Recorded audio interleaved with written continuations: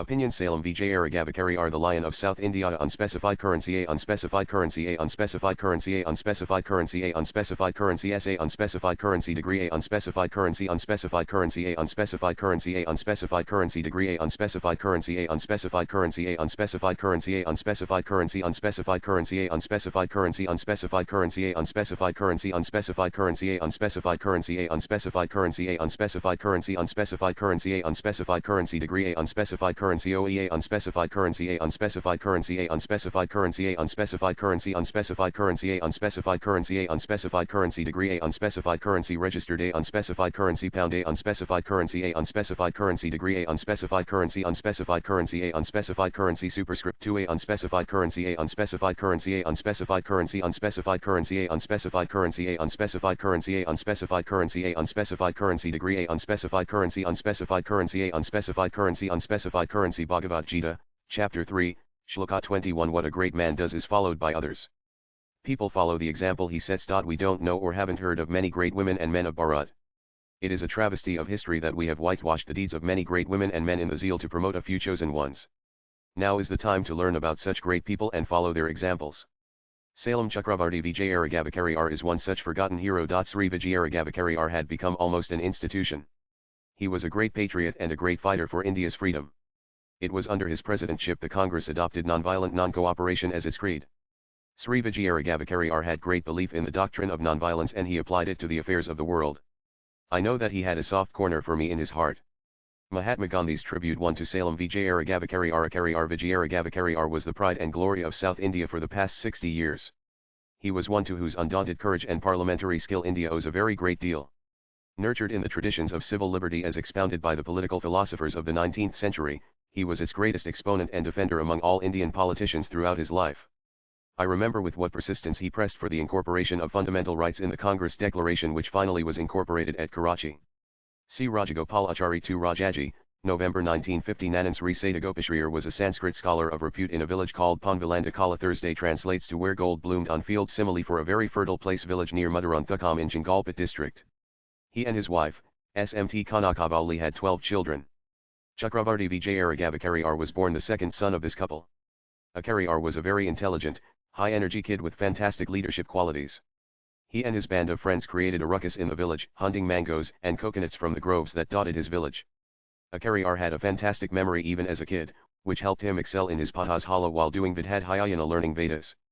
He mastered his lessons well by the time he was 12 and wanted to venture into learning and mastering English.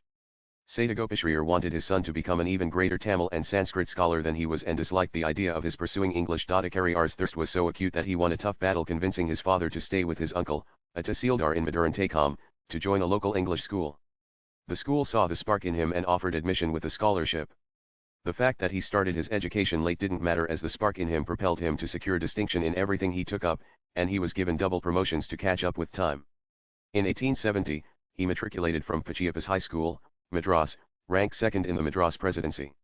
Later, he would quip that he lost first place because it was very difficult to score high in Tamil and Sanskrit, unlike his peer, who scored high in Latin to claim first place. He was a great debater even during his school days. At Pachiappas, he got a special prize for being the best debater and the Jayaram Chetty Gold Medal. He joined the Presidency College, Madras, in 1871, won many laurels, and graduated in 1875. He then worked as an acting master at his alma mater before leaving for Mangalore to become a lecturer at the government college there. A European administered the government college, Mangalore, as principal. He believed in corporal punishment to discipline the students and was very unpopular among the student community. One of the first things Achariar did was to break the cane that was kept on his table. His demeanor, depth of knowledge and the way he delivered his lectures endeared him to his students in a very short time. The European principal couldn't stand Achariar's courage and straightforwardness, so Achariar resigned and left Mangalore. Nanan from Mangalore, Achariar came to Salem to join Salem Municipal College as a lecturer of English and mathematics.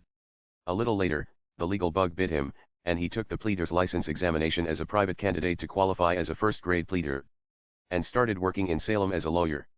Thus, the man born in the fields that grew gold Ponvalandakala Thursday became Salem Vijayaraghavachariar.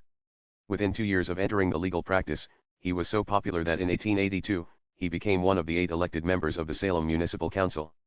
His popularity, predictably, brought in a lot of envy, and he had a group of people quietly scheming against him. Nanan in August 1882, Riots broke out in Sevapatai in Salem between Hindus and Muslims. The reason is a familiar one: music before a mosque. This was a new mosque that had come up in Sevapatai, and the Muslims had started objecting to Hindus conducting religious processions on the road. The Hindus went to the High Court to get their right to conduct processions and got it, but still, the Muslims would have none of it. This time, the riots were so heavy that there wasn't any semblance of British government in Salem for 3 days. There was a heavy loss of life and property on both sides. Achariar, as a young lawyer, assisted a few Hindus accused of rioting. His detractors grabbed this opportunity to frame Achariar as the linchpin, the mind behind the arson and riots, and brought a case against him. He was tried in the court of the Special Sessions Judge, Salem, H. Wigram. On November 20, 1882, the Special Sessions Judge sentenced Achariar and a few others to 10 years of transportation to be lodged in the Andaman Cellular Jail. Achariar appealed in the High Court against the sentence. Something very interesting happened during the hearings. Achariar was represented by Eardley Norton, one of the leading criminal lawyers in Madras province. During the hearing, the judge adjudicating the case, Chief Justice Sir Charles Turner, saw Norton reading from a piece of paper. He questioned Norton about what he was reading. He answered, saying that those were the arguments sent to him by Achariar from his prison cell. Imagine a leading criminal lawyer dictated to by his client. Such was Achariar's legal acumen and arguments. Credit should also go to Eardley Norton for his open-mindedness and egolessness in taking instructions from his client. January 9, 1883, Achariar was honorably acquitted. And, he didn't leave it there. He sued the defense witness who falsely deposed against him for perjury. Not just that, he also took up the case of the witnesses who were dismissed from government service for deposing truthfully, supporting Achariar's case, and ensured they were reinstated honorably. Even after being acquitted, Achariar was dismissed summarily from his membership in the Salem Municipal Council. He sued the Secretary of State for India seeking damages for his unjust removal and reinstatement. The full bench of the Madras High Court ordered his reinstatement, granted him nominal damages of 100 rupees, and ordered that the case cost be recovered from the defendant, the government. Nanan, while representing his co-accused to get them discharged from the Salem riots case, he worked with many friends in India and England. During this time, he came in contact with Alan Octavian Hume, who would later found the Indian National Congress. He won the case, representing his co-accused before the then Viceroy of India, Lord Ripon. All his co-accused in the Salem riot case were acquitted. The co-accused, who had already been transported to Andaman, were brought back to a jubilant welcome, and Achariar was celebrated as the hero of Salem across the country. This also brought out Achariar's legal acumen. He was admired for his grasp of the Evidence Act and forensic abilities. Soon, he became one of the highest paid criminal lawyers who argued for clients across all the district courts where he was allowed to practice. He continued to be the leading lawyer for more than 40 years. Nanan, he was elected a member of the Legislative Council of the Madras Presidency in 1895. In those days, the council was dominated by nominated members and officials. Due to this skew, the government steamrolled many unpopular bills in the name of reforms. Achariar participated in every debate and ensured his voice was heard. He supported the post-puberty marriage bill championed by V.S. Srinivasa Sastry. Also, he advocated changes to the Hindu law to allow women the right to inherit their father's property. Mind you, this was in the late 1800s, while a few claim that advocating for a woman's right to inherit property is a Dravidian party invention. After 6 years of serving the Madras Presidency Legislative Council, he was elected to represent the presidency in the Imperial Legislative Council presided over by Lord Hastings of Penshurst in 1913. His contributions to the debate on the Criminal Law Amendment Bill of 1913 Conspiracy Bill were immense and much talked about.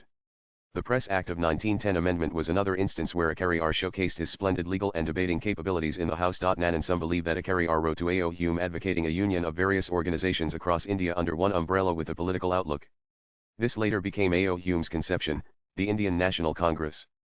Fittingly, Achariar was invited to be among the founding members in the first session of the Indian National Congress held in Gokul Das Tejpal Sanskrit College in Bombay on December 28, 1885. During the 15th session of the Congress in Lucknow in 1899, Achariar was appointed to the Propaganda Committee to popularize the Indian National Congress among the masses across India.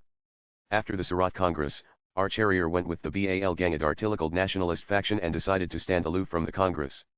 Later, during the Lucknow Congress, the nationalist faction joined the fold, and so did Achariar. On December 20, 1917, Edwin Montagu, the Secretary of State for India, came to Madras as part of the Montagu-Chelmsford Commission. He met Achariar in Madras. Montagu cherished his meeting with Achariar and recorded in his diary, "Then I met one of the most interesting men I have come across, a man called Achariar of Salem. He is really a great man.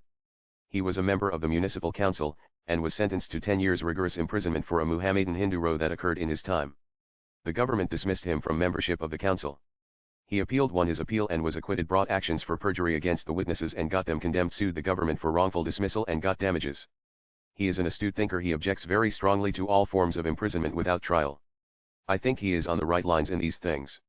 He objects to provincial autonomy, and wants a development of the government of India, with a parliament of 300 people, subordinate administrations, but with no sovereign powers or legislative councils, and the annexation of Ceylon. He is the most vigorous thinker that I have met, even though some of his ideas are impracticable. We live in a day when it is just a matter of months before we learn that the erstwhile central government led by Congress and the Tamil Nadu state government led by DMK were complicit in giving Kachithivya away to Sri Lanka in 1974.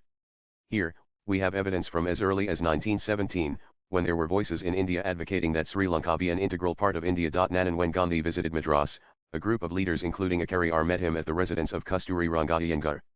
In this meeting, Acharya suggested that Gandhi prepare a detailed scheme of satyagraha. In his autobiography, The Story of My Experiments with Truth, Gandhiji records this. Surajit Kasturi Rangaiyengar called together a small conference of leaders to thrash out the matter. Among those who took a conspicuous part in it was Surajit Vijayaraghavachariar. He suggested that I should draw up a comprehensive manual of the science of satyagraha embodying even minute details. I felt the task to be beyond my capacity and I confessed as much to him. In 1887, during the Madras session of Congress under Badruddin Tyabji's leadership, it was decided to draft a constitution of the Indian National Congress. Later known as the Swaraj Constitution for India, it was entirely drafted by Acharya. In 1920, he became the president of the Indian National Congress, the first from Tamil Nadu. His name was proposed by Pandit B.D. Shukla and seconded by a galaxy of leaders including Mahatma Gandhi, Lala Lajpat Rai, C.R. Das, T.V. Venkatrama Iyer and Maulana Muhammad Ali. Lala Lajpat Rai remarked, "It is a great pleasure to me to rise to support the proposition that is before you for the election of Mr. Vijayaraghavachariar as president of this session. I have only to make this one remark, that in the whole country you can find no truer, braver and more devoted servant of the motherland than the president-elect of this assembly. Not many know that Acharya, along with Pandit Madan Mohan Malviya, Bhai Paramanand, Swami Shraddhananda, Dr. Munye and Lala Lajpat Rai, was among the originators of the idea for a Hindu Mahasabha. This organization's objective was to consolidate Hindus, reform Hindu society, and remove its evils. Acharya presided over the 13th session of the Mahasabha in 1931 in Akola. Acharya was one of the early proponents of what Hindu means. He believed it should include all Indic religions or religions of Indian origin. He also identified Hindu interests with national interests. A principled man, Acharya rejected the offer of the imperial government to honor him with the Divan Bahadur title. The offer for knighthood also met the same fate. Someone asked him what his secret to life was. He said, "I never miss my exercises. I eat to live and not live to eat." His wife, Smt Lakshmi, took good care of him and the family while he was busy with his professional and public life. On April 19, 1944 at around noon, he told his only daughter Sita that he was going to die today. Soon, he slipped into a coma-like state, and the many efforts to revive him went in vain. The Lion of South India, Salem Vijayaraghavachariar, departed for Vaikuntha at 6:45 p.m. that evening. Salem Vijayaraghavachariar was a great thinker, patriot, champion of the people and their rights, and a dharmic personality. When one considers how great people like Salem Vijayaraghavachariar have been whitewashed from history, a Thirukural comes to mind: a registered pound, a registered registered ZA registered copyright, a registered plus or minus, a registered a registered degree, a registered SA registered plus or minus, a registered pound, a registered unspecified currency, a registered copyright, a registered unspecified currency. Pani Yamadam Endrum Perumai Sirumayani Yamadam Thane Vayantu Thirukural, greatness. 978 Swipe left for next video. Greatness is ever unpretending and modest, but littleness vaunteth its merits before all the world. The Kural or the Maxims of Tiruvalluvar by VVSAR. Raja Bharadwaj is a marketing communications professional who is currently working with a leading technology multinational company. He is an avid reader, a history buff, cricket player, writer, Sanskrit Dharma Sastra student. Views expressed in the above piece are personal and solely those of the author. They do not necessarily reflect News 18's views. Latest blogs.